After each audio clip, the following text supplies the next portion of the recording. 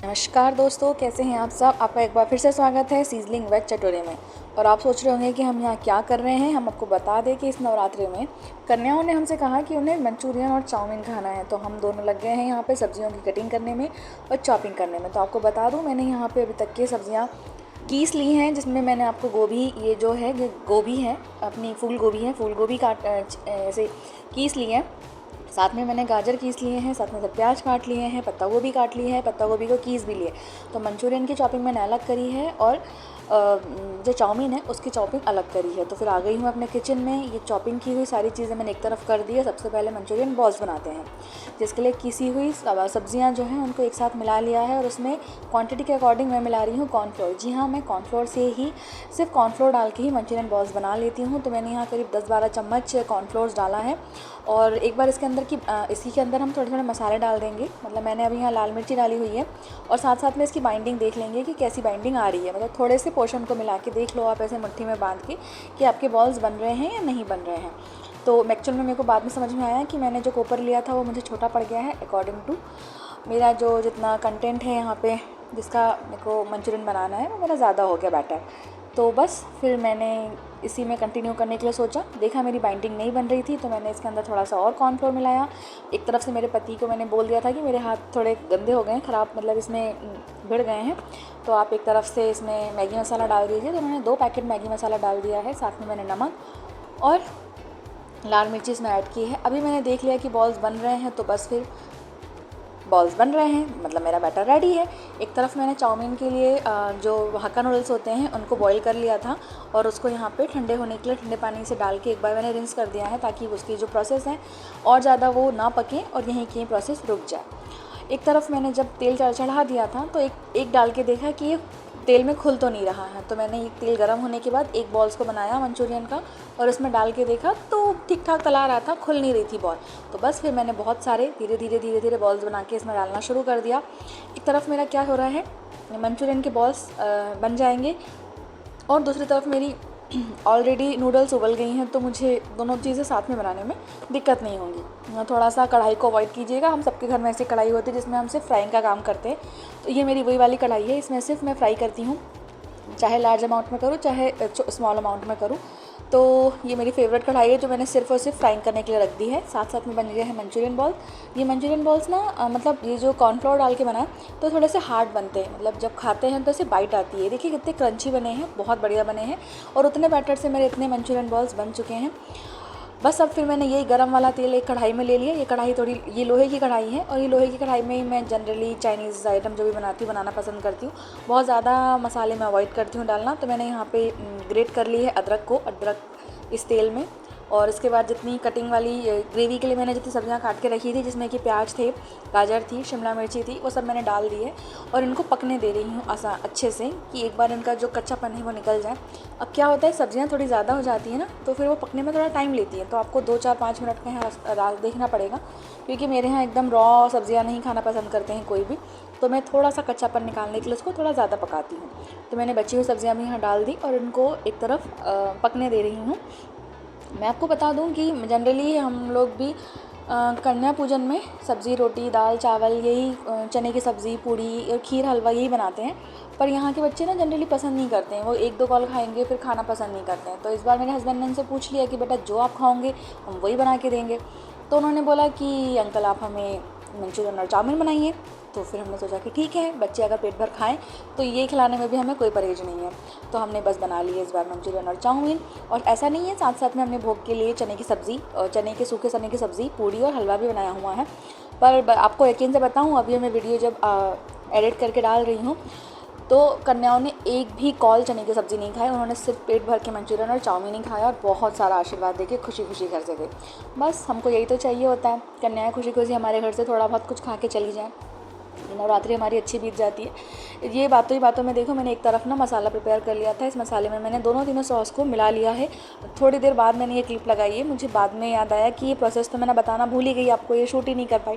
तो जब मैं अगली चाउमीन की प्रोसेस करूँगी तब आपको बता दूँगी कि मैंने इसमें कौन कौन से सॉस डाले थे। तो इसमें मैंने सोया सॉस डाला है, chilli sauce, red chilli sauce डाला है, और जो अपना नॉर्मल सॉस होता है, उन तीनों की ग्रेवी बना ली है, और वो ग्रेवी इसके अंदर मैंने मिला ली है। उससे मुझे पता रहता है कि मैं कुछ भूली तो नहीं हूँ। ग्रीन चिली सॉस भी मैंने डाला हुआ है।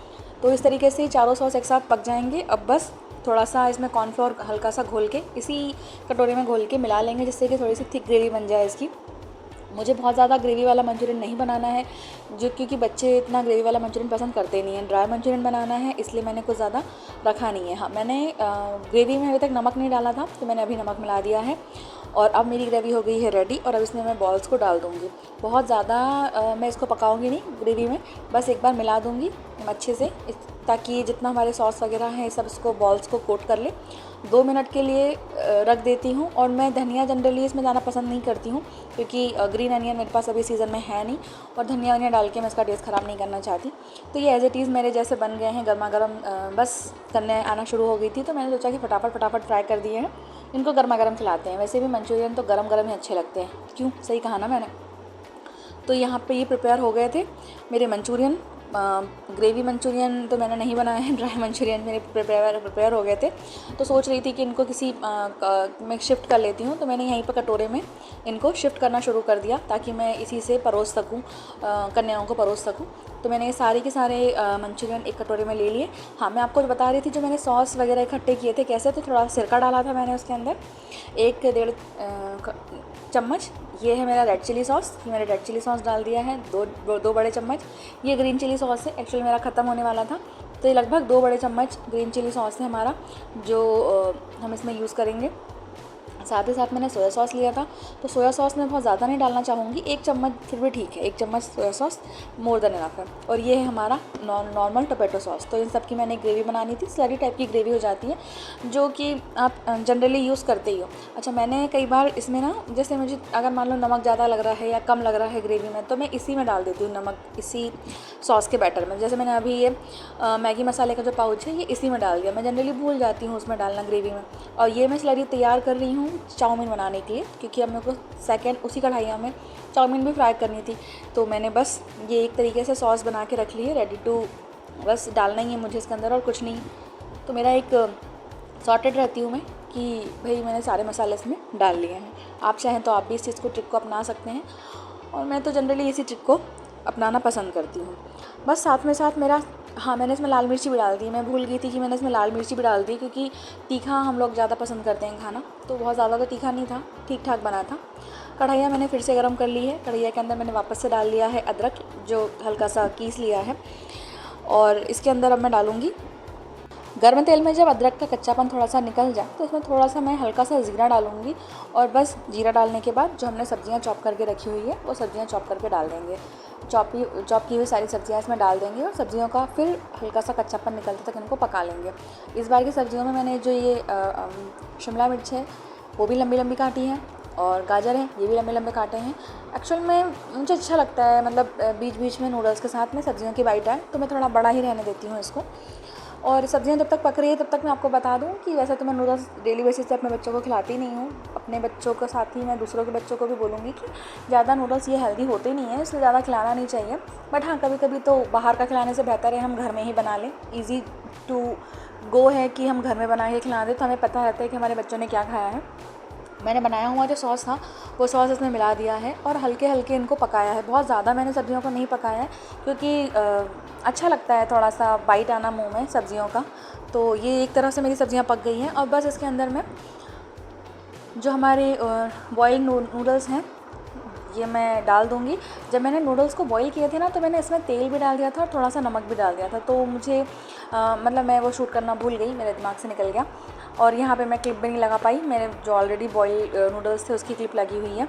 तो इस तरीके से मैं ज़्यादा नमक इसमें प्रेफर नहीं करूँगी, हल्का सा मैंने ऊपर से नमक डाल दिया है आखिर में।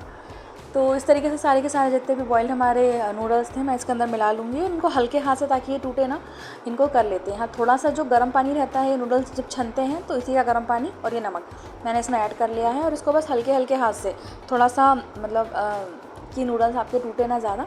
और थोड़ा बड़ा जो भी आपका स्पैचुला रहे, वो थोड़ा बड़े साइज़ का लीजिएगा, ताकि एक बड़ा वाइड एरिया कवर करे, तो जल्दी हो जाएगा आपका काम भी।